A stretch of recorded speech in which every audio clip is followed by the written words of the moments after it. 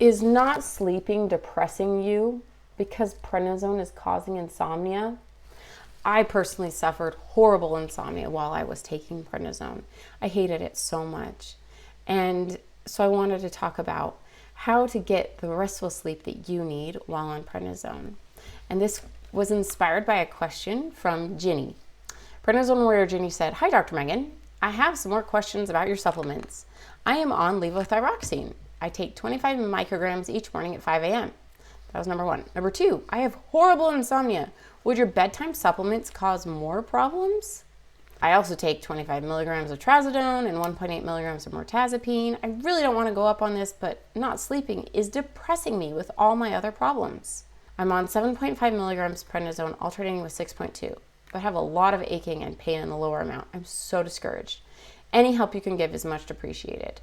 My diagnosis is PMR, started in February 2024, treated middle of May. I eat an anti-inflammatory diet as best as I can, and I'm currently grain-free." Ugh. So, Prednisone Warrior Ginny, several questions. First of all, you asked about levothyroxine. Levothyroxine is a thyroid medication, and if taken along with calcium, the calcium will bind it up and it will not work very well.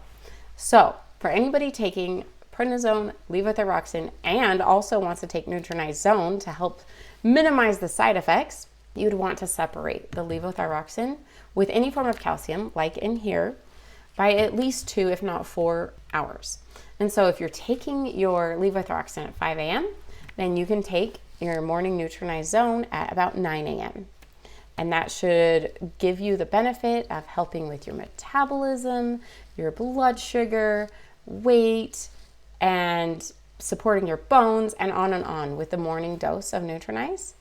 And then you specifically asked about the bedtime supplements. And I created it specifically for someone like you. You said, "I have horrible insomnia. Would your bedtime supplements cause more problems?" No, complete opposite. I created the bedtime supplement to help you sleep restfully. The reason that people on prednisone struggle so much with sleep is because studies show that just one dose of steroids, prednisone, dexamethasone, and others, is enough to throw off your sleep-wake cycle. Normally, you make cortisol in the morning, which is what prednisone is mimicking, and then at night, you make melatonin. And they're in this beautiful rhythm. One is high while the other one goes high. So in the morning, you get cortisol, and in the evening, you get melatonin released. And that's your vampire hormone that helps you feel tired and want to fall asleep. But when you're not having a normal dose of cortisol because you're throwing it off by taking prednisone and it's off the charts, then the melatonin can't keep up and it actually falls below. So you're actually making less melatonin even though you have more cortisol. The whole system is thrown off.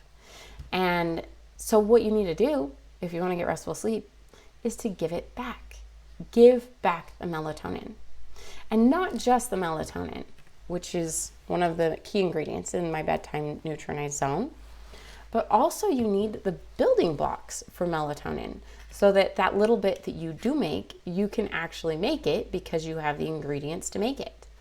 And another thing that prednisone is stealing is called magnesium. Magnesium you must have in order to create melatonin.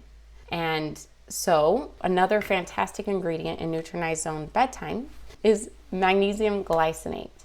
And not only does magnesium help build melatonin, but the glycinate part that's attached to is an amino acid that crosses the blood-brain barrier and helps you feel calm so that you can calm down that racing prednisone brain and feel like you're able to actually fall asleep instead of just having the thoughts racing and so much pressure in your brain.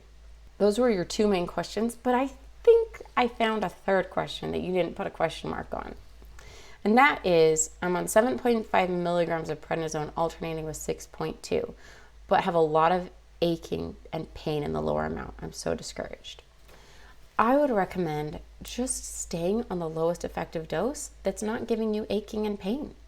Just stay on the 7.5 milligrams for a long time until you feel able to fight this, because right now it's clearly not a time where it's working for you. Just stay on 7.5 for several more months. Definitely work with your doctor on this, but in general, stay on the lowest effective dose. Clearly, the 6.2 dose is not effective for you. So stay on that lowest effective dose for a while and see how it works for you, because I think it would be better to just get that inflammation under control and then work on tapering. The fact is, 7.5 is a relatively low dose, and the risks around 7.5 are pretty minimal. And so if you're going to be on a dose, 7.5 is a pretty good dose to be on. Lower dose, the better, obviously. But to me, if you're getting aching and pain at 6, then just give yourself a break. And if you want to know some other tapering strategies, I have a whole blog post with different strategies, and I made a video with how to use this really cool steroid taper calculator. I didn't create it. It's somebody in the UK who created it. But it goes through all of these different options. They call it the dead slow and nearly stop dose, where you taper by 1 milligram like every 3 months or something. They have so many different creative ways of tapering.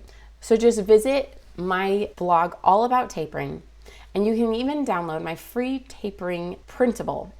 You just fill out the form and I'll send you my printout of some great tapering strategies that you can use. Just go to prednisonepharmacist.com and follow the link below to get your very own prednisone taper chart. Signing off is Dr. Megan, your prednisone pharmacist.